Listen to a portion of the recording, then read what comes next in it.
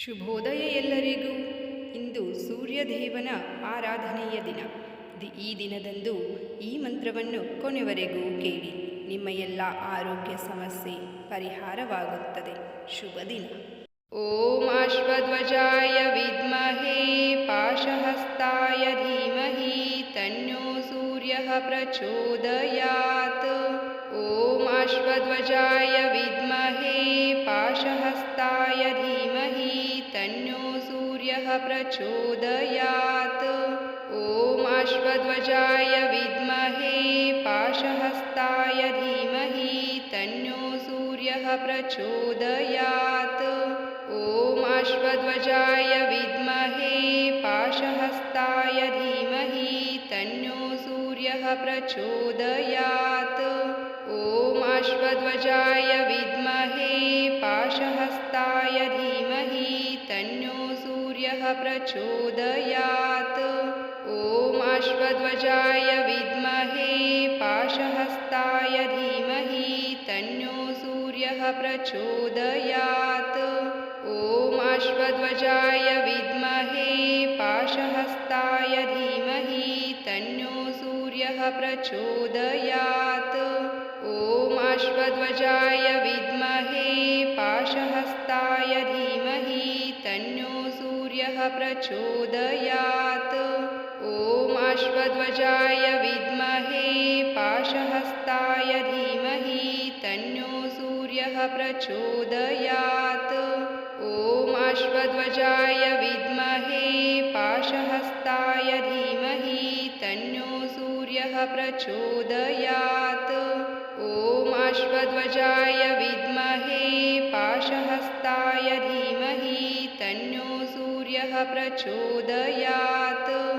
ಓಂ ಅಶ್ವಧ್ವಜಾಯ ವಿದ್ಮಹೇ ಪಾಶಹಸ್ತಾಯ ಧೀಮಹಿ ತನ್ನೋ ಸೂರ್ಯಃ ಪ್ರಚೋದಯಾತ್.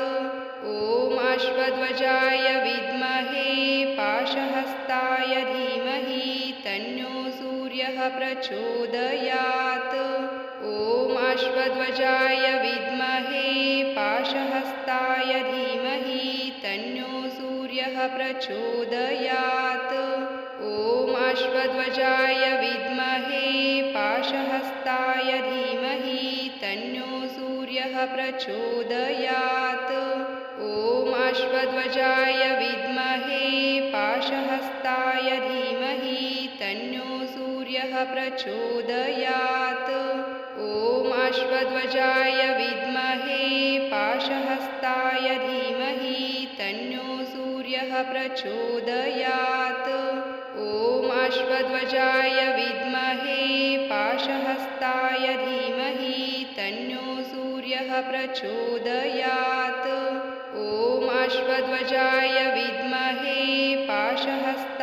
ಧೀಮಹಿ ತನ್ನೋ ಸೂರ್ಯಃ ಪ್ರಚೋದಯಾತ್. ಓಂ ಅಶ್ವಧ್ವಜಾಯ ವಿದ್ಮಹೇ ಪಾಶಹಸ್ತಾಯ ಧೀಮಹಿ ತನ್ನೋ ಸೂರ್ಯಃ ಪ್ರಚೋದಯಾತ್. ಓಂ ಅಶ್ವಧ್ವಜಾಯ ವಿದ್ಮಹೇ ಪಾಶಹಸ್ತಾಯ ಧೀಮಹಿ ತನ್ನೋ ಸೂರ್ಯಃ ಪ್ರಚೋದಯಾತ್. ಓಂ ಅಶ್ವಧ್ವಜಾಯ ವಿದ್ಮಹೇ ಪಾಶಹಸ್ತಾಯ ಧೀಮಹಿ ತನ್ನೋ ಸೂರ್ಯಃ ಪ್ರಚೋದಯಾತ್. ಓಂ ಅಶ್ವಧ್ವಜಾಯ ವಿದ್ಮಹೇ ಪಾಶಹಸ್ತಾಯ ಧೀಮಹಿ ತನ್ನೋ ಸೂರ್ಯಃ ಪ್ರಚೋದಯಾತ್. ಓಂ ಅಶ್ವಧ್ವಜಾಯ ವಿದ್ಮಹೇ ಪಾಶಹಸ್ತಾಯ ಧೀಮಹಿ ತನ್ನೋ ಸೂರ್ಯಃ ಪ್ರಚೋದಯಾತ್. ಓಂ ಅಶ್ವಧ್ವಜಾಯ ವಿದ್ಮಹೇ ಪಾಶಹಸ್ತಾಯ ಧೀಮಹಿ ತನ್ನೋ ಸೂರ್ಯಃ ಪ್ರಚೋದಯಾತ್. ಓಂ ಅಶ್ವಧ್ವಜಾಯ ವಿದ್ಮಹೇ ಪಾಶಹಸ್ತಾಯ ಧೀಮಹಿ ತನ್ನೋ ಸೂರ್ಯಃ ಪ್ರಚೋದಯಾತ್. ಓಂ ಅಶ್ವಧ್ವಜಾಯ ವಿದ್ಮಹೇ ಪಾಶಹಸ್ತಾಯ ಧೀಮಹಿ ತನ್ನೋ ಸೂರ್ಯಃ ಪ್ರಚೋದಯಾತ್. ಓಂ ಅಶ್ವಧ್ವಜಾಯ ವಿದ್ಮಹೇ ಪಾಶಹಸ್ತಾಯ ಧೀಮಹಿ ತನ್ನೋ ಸೂರ್ಯಃ ಪ್ರಚೋದಯಾತ್. ಓಂ ಅಶ್ವಧ್ವಜಾಯ ವಿದ್ಮಹೇ ಪಾಶಹಸ್ತಾಯ ಧೀಮಹಿ ತನ್ನೋ प्रचोदयात्। ॐ अश्वध्वजाय विद्महे पाशहस्ताय धीमहि तन्नो सूर्यः प्रचोदयात्। ॐ अश्वध्वजाय विद्महे पाशहस्ताय धीमहि तन्नो सूर्यः प्रचोदयात्। ॐ अश्वध्वजाय विद्महे पाशहस्ताय धीमहि तन्नो सूर्यः प्रचोदयात्। ॐ अश्वध्वजाय विद्महे पाशहस्ताय धीमहि तन्नो सूर्यः प्रचोदयात्।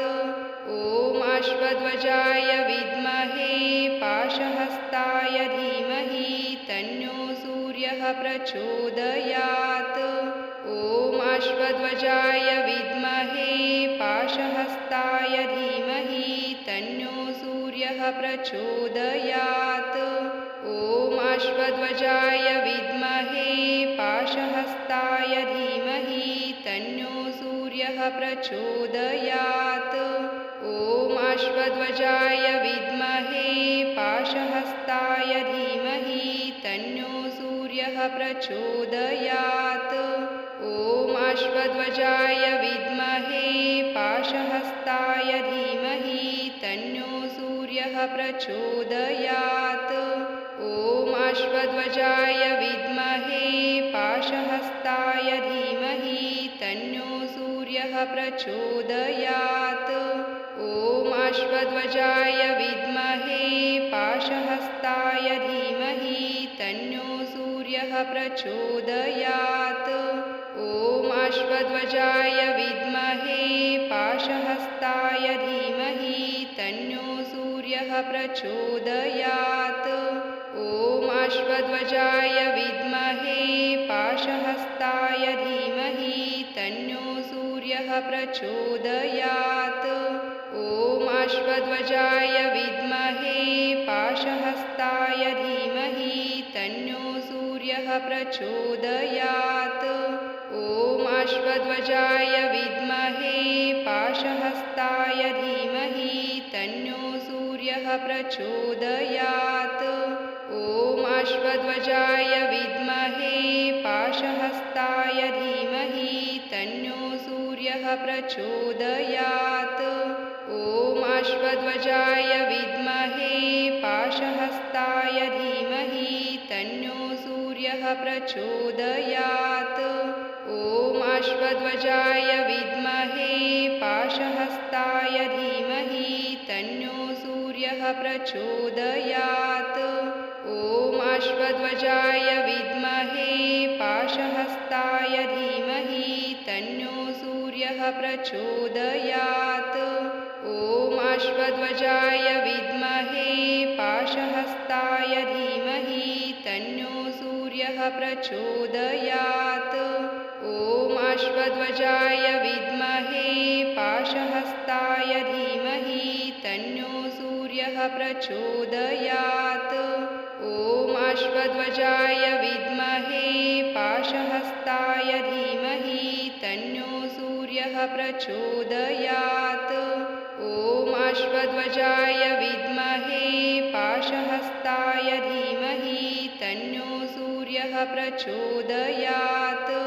ॐ अश्वध्वजाय विद्महे पाशहस्ताय धीमहि तन्नो सूर्यः प्रचोदयात्। ॐ अश्वध्वजाय विद्महे पाशहस्ताय धीमहि तन्नो सूर्यः प्रचोदयात्। ॐ अश्वध्वजाय विद्महे पाशहस्ताय धीमहि तन्नो सूर्यः प्रचोदयात्। ॐ अश्वध्वजाय विद्महे पाशहस्ताय धीमहि तन्नो सूर्यः प्रचोदयात्। ॐ अश्वध्वजाय विद्महे पाशहस्ताय धीमहि तन्नो सूर्यः प्रचोदयात्। ॐ अश्वध्वजाय विद्महे पाशहस्ताय धीमहि तन्नो सूर्यः प्रचोदयात्। ॐ अश्वध्वजाय विद्महे पाशहस्ताय धीमहि तन्नो सूर्यः सूर्यः प्रचोदयात्। ॐ अश्वध्वजाय विद्महे पाशहस्ताय धीमहि तन्नो सूर्यः प्रचोदयात्। ॐ अश्वध्वजाय विद्महे पाशहस्ताय धीमहि तन्नो सूर्यः प्रचोदयात्। ॐ अश्वध्वजाय विद्महे पाशहस्ताय धीमहि तन्नो सूर्यः प्रचोदयात्। ॐ अश्वध्वजाय विद्महे पाशहस्ताय धीमहि तन्नो सूर्यः प्रचोदयात्।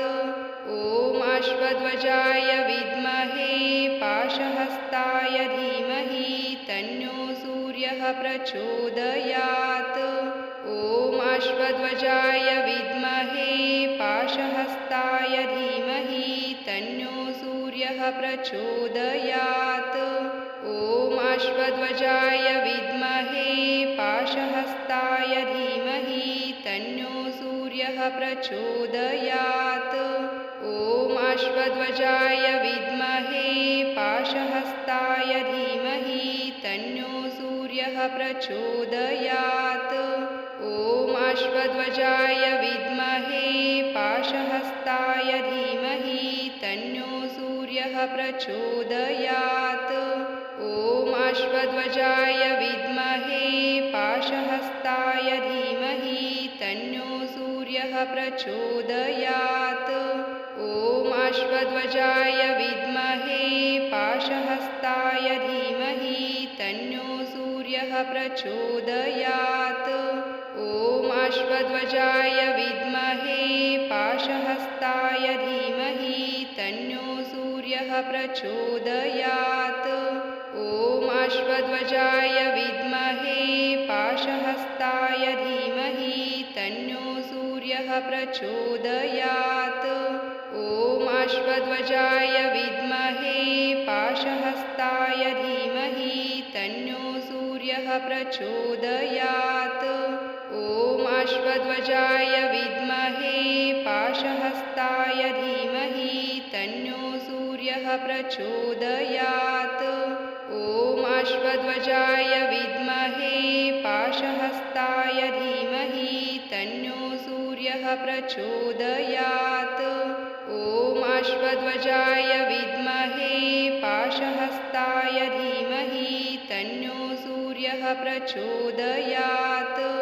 ॐ अश्वध्वजाय विद्महे पाशहस्ताय धीमहि तन्नो सूर्यः प्रचोदयात्। ॐ अश्वध्वजाय विद्महे पाशहस्ताय धीमहि तन्नो सूर्यः प्रचोदयात्। ॐ अश्वध्वजाय विद्महे पाशहस्ताय धीमहि तन्नो सूर्यः प्रचोदयात्।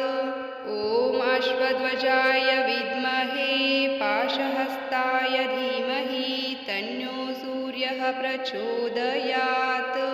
ॐ अश्वध्वजाय विद्महे पाशहस्ताय धीमहि तन्नो सूर्यः प्रचोदयात्। ॐ अश्वध्वजाय विद्महे पाशहस्ताय धीमहि तन्नो सूर्यः प्रचोदयात्। ॐ अश्वध्वजाय विद्महे पाशहस्ताय धीमहि तन्नो सूर्यः प्रचोदयात्। ॐ अश्वध्वजाय विद्महे पाशहस्ताय धीमहि तन्नो सूर्यः प्रचोदयात्। ॐ अश्वध्वजाय विद्महे पाशहस्ताय धीमहि तन्नो सूर्यः प्रचोदयात्। ॐ अश्वध्वजाय विद्महे पाशहस्ताय धीमहि तन्नो सूर्यः प्रचोदयात्। ॐ अश्वध्वजाय विद्महे पाशहस्ताय धीमहि तन्नो सूर्यः प्रचोदयात्। ॐ अश्वध्वजाय विद्महे पाशहस्ताय धीमहि तन्नो सूर्यः प्रचोदयात्। ॐ अश्वध्वजाय विद्महे पाशहस्ताय धीमहि तन्नो सूर्यः प्रचोदयात्। ॐ अश्वध्वजाय विद्महे पाशहस्ताय धीमहि तन्नो सूर्यः प्रचोदयात्। ॐ अश्वध्वजाय विद्महे पाशहस्ताय धीमहि तन्नो सूर्यः प्रचोदयात्। ॐ अश्वध्वजाय विद्महे पाशहस्ताय धीमहि तन्नो सूर्यः प्रचोदयात्। ॐ अश्वध्वजाय विद्महे पाशहस्ताय धीमहि तन्नो सूर्यः प्रचोदयात्। ॐ अश्वध्वजाय विद्महे पाशहस्ताय धीमहि तन्नो सूर्यः प्रचोदयात्। ॐ अश्वध्वजाय विद्महे पाशहस्ताय धीमहि तन्नो सूर्यः प्रचोदयात्। ॐ अश्वध्वजाय विद्महे पाशहस्ताय धीमहि तन्नो सूर्यः प्रचोदयात्। ॐ अश्वध्वजाय विद्महे पाशहस्ताय धीमहि तन्नो सूर्यः प्रचोदयात्। ॐ अश्वध्वजाय विद्महे पाशहस्ताय धीमहि तन्नो सूर्यः प्रचोदयात्। ॐ अश्वध्वजाय विद्महे पाशहस्ताय धीमहि तन्नो सूर्यः प्रचोदयात्। ॐ अश्वध्वजाय विद्महे पाशहस्ताय धीमहि तन्नो सूर्यः प्रचोदयात्। ॐ अश्वध्वजाय विद्महे पाशहस्ताय धीमहि तन्नो सूर्यः प्रचोदयात्। ॐ अश्वध्वजाय विद्महे पाशहस्ताय धीमहि तन्नो सूर्यः प्रचोदयात्। ॐ अश्वध्वजाय विद्महे पाशहस्ताय धीमहि तन्नो सूर्यः प्रचोदयात्। ॐ अश्वध्वजाय विद्महे पाशहस्ताय धीमहि तन्नो सूर्यः प्रचोदयात्। ॐ अश्वध्वजाय विद्महे पाशहस्ताय धीमहि तन्नो सूर्यः प्रचोदयात्। ॐ अश्वध्वजाय विद्महे पाशहस्ताय धीमहि तन्नो सूर्यः प्रचोदयात्। ॐ अश्वध्वजाय विद्महे पाशहस्ताय धीमहि तन्नो सूर्यः प्रचोदयात्।